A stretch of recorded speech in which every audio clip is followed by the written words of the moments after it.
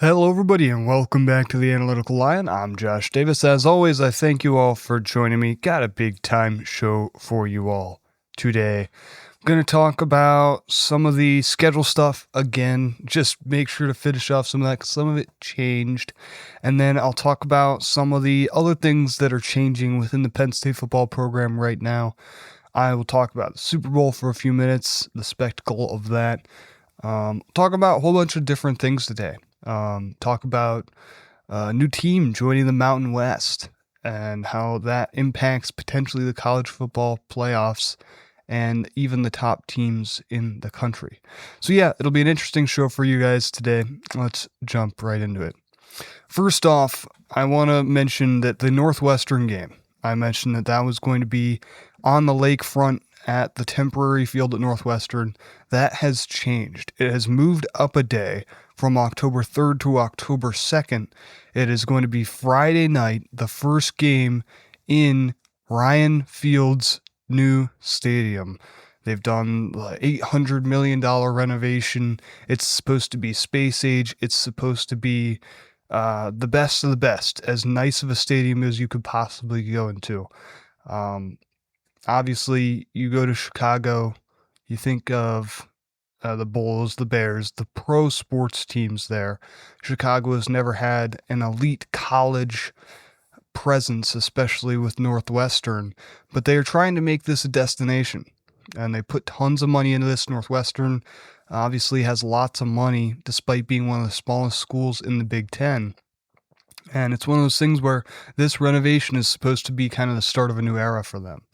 And Penn State will be the first game played in that new building. We'll see how it goes. It's going to be smaller now. I believe it's around 35,000 seats, but it's supposed to be a premier, luxurious experience, as modern as it gets.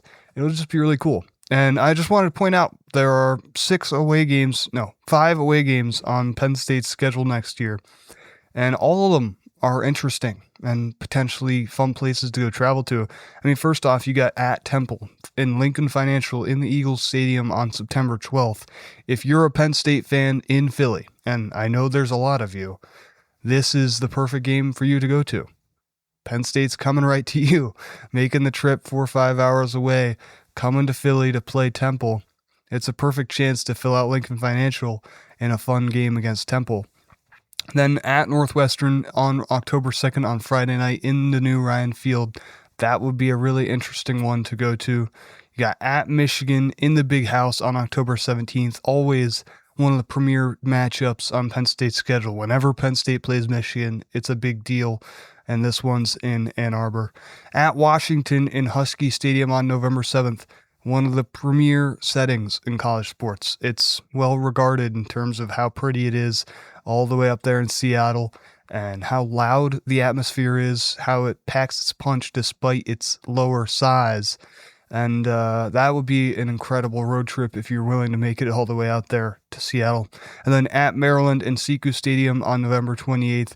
You know, a little Beaver Stadium East over there in the D.C. area. It's pretty well known how well Penn State fans travel to Maryland to see those games. So some good away games aside from the games in Beaver Stadium this season. And then I got to talk about some of the other things going on with Penn State right now. Penn State lost some guys this past week. It's not going to be awesome talking about this, but it's important to mention. And first and foremost, one of the top coaches that Matt Campbell brought with him from Iowa State is gone. Noah Pauley, the wide receiver coach at Iowa State and Penn State. He's now the wide receiver coach in the NFL for the Green Bay Packers. Pauley wasn't even in State College for 2 months.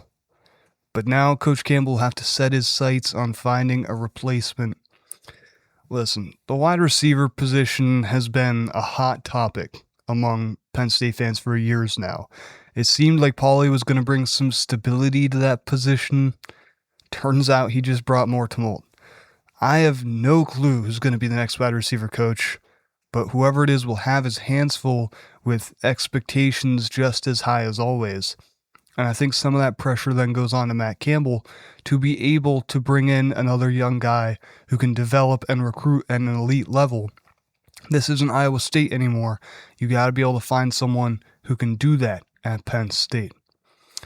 Also, the top running back recruit in the 2027 class, come on, spell. He committed to Georgia last week. He's a Western PA kid, suburb of Pittsburgh. He was committed to Penn State back when Coach Franklin and Drayton were still here. He was supposed to visit last weekend, but he wasn't able to make it up due to the snowy weather. So, here's the thing. In hindsight, he'd probably already simply made up his mind. But that's so tough to think about, because with this sort of situation, you just have to keep recruiting spell as much as possible. There's still plenty of time for a potential flip. Even years down the road, that's a guy that you would love to see come back via the transfer portal, just like Nolan Rucci and Julian Fleming, top recruits in PA that go elsewhere for whatever reasons. These are guys that are always welcome back at Penn State. However, Campbell and his staff, they had another recruiting miss recently. Number 1 player in PA, number 4 player in the country in the 2027 class, Maxwell Hiller, top O-lineman in the country in 2027, excluded Penn State from his Final Four. He's projected to go to Florida and follow Coach Troutwine. It's turning out that while firing Franklin might have been a good thing, it caused the vast majority of the support staff to disperse as well. Campbell didn't do a great job at retaining PSU staff, and he was forced to bring in some of the lesser guys from Iowa State. One of the best guys that he brought over, Pauly, is already gone to the NFL. I have serious concerns over Campbell's ability to build a legitimate Big Ten staff around him. For a guy that has no idea what it's like to coach Big Ten football, it's imperative that he has people around him that know what they're doing and that he can trust. Franklin, love him or hate him, he was one of the best in the country at bringing in elite position coaches and coordinators. He already has built a solid coaching tree, and we're seeing the fallout effects of all these great position coaches going elsewhere. Jim Knowles and Anthony Poindexter to Tennessee, taking several of PSU's top players with them. Coach Troutwine to Florida. Coach Barnes and Drayton to South Carolina, taking some guys. Coach O'Brien and Howell to Virginia Tech, following Franklin, along with several former 5-star recruits. Coach Kolonicki back to Kansas. Coach Higgins to Michigan. Several guys that played at Penn State that have been elite position coaches at Penn State for years. And Campbell let them go, sent them away, and now he's paying the price. Campbell and his staff better find some underrated talent to bring in up through the cracks, because the 5 stars in PA want no business with PSU right now. This is the best recruiting class in Pennsylvania in many years, including 2 players ranked top 10 in the country, and Campbell missed out on both of them. In the 2026 recruiting class, Penn State got 1 player out of the top 10 in PA. 3 went to Notre Dame, 2 went to West Virginia and Virginia Tech, 1 went to Ohio State, and 1 went to Syracuse. It's not a great start for the tradition of keeping the best in PA in the Campbell era. That's my little talk about that. I got to talk about some interesting news here. About North Dakota State. I know it's a little bit out of left field. I know it's not typically what I talk about on the show, but it is really interesting because North Dakota State, after many years of dominance at the FCS level, they've just agreed to join the Mountain West for football starting this season. Normally, this kind of stuff happens slowly, right? You say, all right, we agree to make this change 3-4 years down the line, and we'll slowly prepare for it. And once we join the new conference, we have our schedule ready. We have all of our media rights ready. We have everything set up and prepared. North Dakota State just got this done for 5 or 6 months in the future. That's what's so incredible about this. The school's paying $12 million to the Mountain West, along with the $5 million to the NCAA, and they will play FBS football for the first time this season. Long considered one of the best teams in the country, consistently putting players in the NFL. How do the Bison match up in the new Mountain West? Could we see NDSU in the playoffs as the top G6 team? That's my immediate question when I think about this change. How does this impact the absolute top of the line, most important portion of college football, the CFP? You got Boise State, Fresno State, Colorado State, Utah State, and San Diego State all going to the new Pac-12. So Mountain West was losing some guys, their top guys. This is a power move by the Mountain West to reload and restore relevance to the conference. With North Dakota State, I believe they're at 9 teams for next season. Maybe it's 11. I believe it's 9 for football.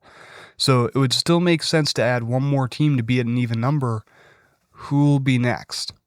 And I think there's an easy answer. Because there's another team that's in talk with moving up, and they've already tried. Sacramento State is in talks with G6 conferences to join the FBS. They're rumored to be have interest from the MAC, which would be a little weird, but would be really cool. But it would also make tons of sense for North Dakota State and Sacramento State to join up in the Mountain West. Sacramento State has been one of the fastest rising teams in the country in college football. Tons of money, alumni from the area, people who are just giving NIL money to Sacramento State. I know Shaq works with Sacramento State now in a sort of GM role. And the recruiting that they're doing, we've talked for years about how teams can, like Tarleton State, UTSA, Houston, those kind of teams can go get the second-rate players from Texas and be really good teams at a lower level of football than like the Texas and Texas A&M of the world and TCU, but they're still really good because Texas has so much talent at the high school level for recruiting.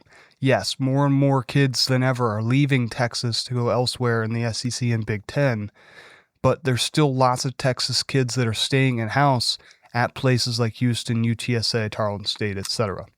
That is happening in California as well, where there's every bit as much talent in high school as there is in Texas, maybe even more at this point.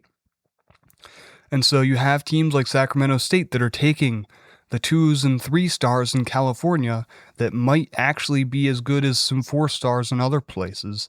It's just difficult to get recognized when there's that many people in high school at some of these areas, and they might not be getting the same level of reps and repetitions in terms of, I can't start on my high school team because my high school team has 5 stars in front of me.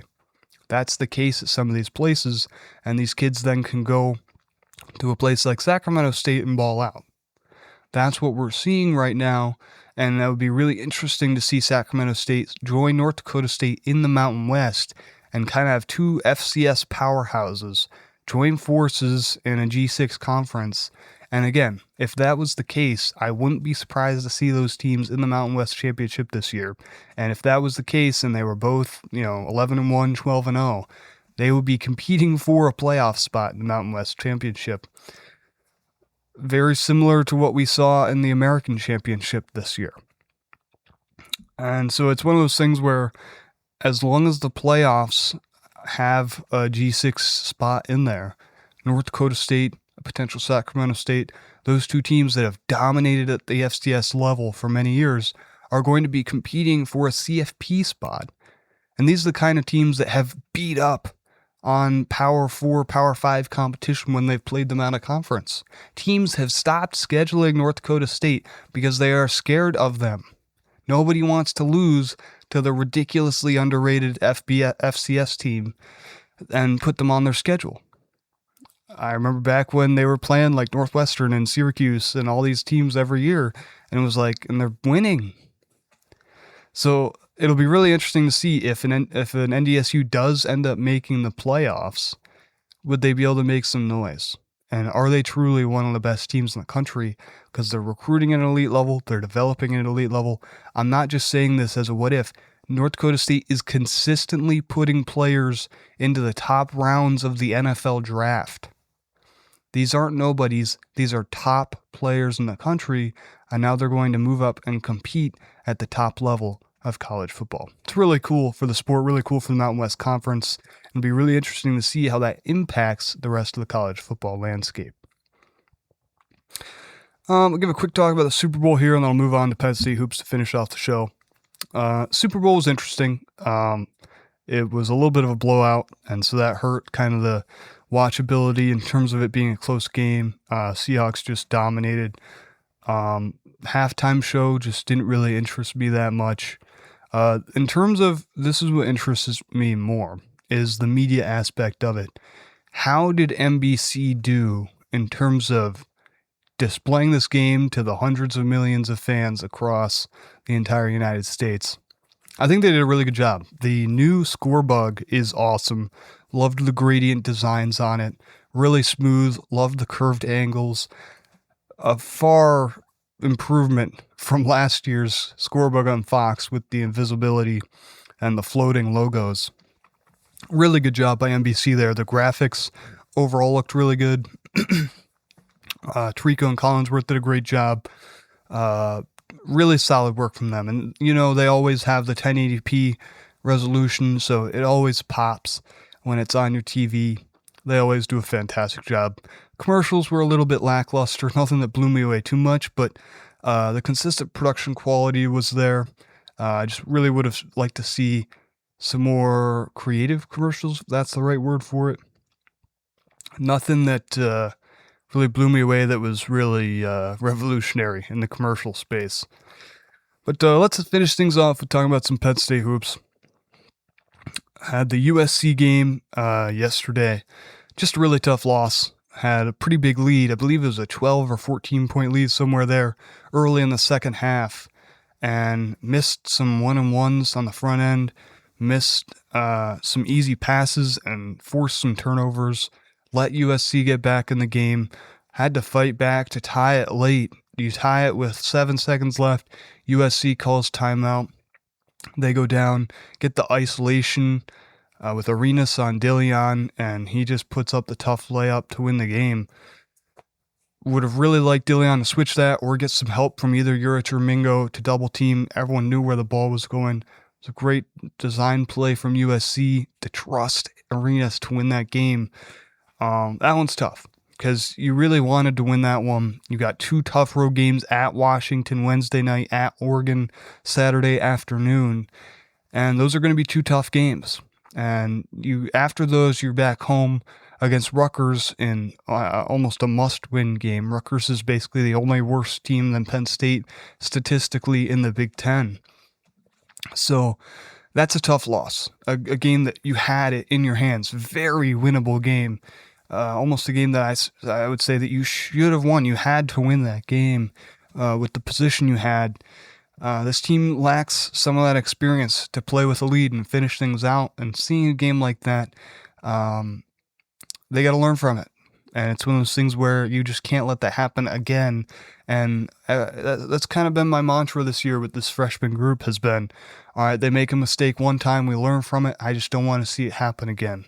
This is the kind of thing where you hope that these kind of losses they can eliminate from themselves for the rest of this season and for future seasons, because this team is showing so much improvement. Yes, Eli Rice is out right now with concussion. Sasha Siani and Tibor Mirtic, some of the top depth big men on the team, are both out right now. There's some injuries happening. There's some younger guys and worse guys stepping up and playing great basketball. Melatunja has been far more physical lately. It was great to see Ivan Juric back out there. Dillion and Mingo have been great leading this team, battling through some injuries. This team's fighting, man. But it's one of those things where the results aren't showing yet, and you hope that gaining some experience in these kind of games can really help the team down the line, because this could be a scary group by the end of the season with how much they're improving. This could be a team that wins a couple games in the Big Ten tournament if things go right. This could be a team that could be a really scary team for next year if they stick around and believe in what Coach Rhodes is doing. So yeah, I'm got some confidence there for the long term, but for the short term, got some tough games next week at Washington, at Oregon. The Oregon one's kind of winnable. They've been battling on a lot of injuries. They're statistically one of the worst teams in the Big Ten. Penn State is actually better quite a bit in some categories than Oregon, so that would be a big one to potentially win on the road. But no easy games in the Big Ten, especially when you're heading out west. Then coming up on the analytical line, just want to give you guys a little bit of an update. There's possibly no show next week. I'm doing a big video about James Franklin coming out. It's been in my head. It's been in the works for a couple of months. I'm finally starting to work on it. I'm going to try and finish that and get that out for you guys some point next week, probably instead of a show. And then after next week's no show, the week after, I'm probably going to start position previews here on the analytical line, start preparing for the blue-white game in late April, and start getting into spring football content on TAL. That'll be all on this one. As always, I thank you all for joining me, and as always, go Nittany Lions.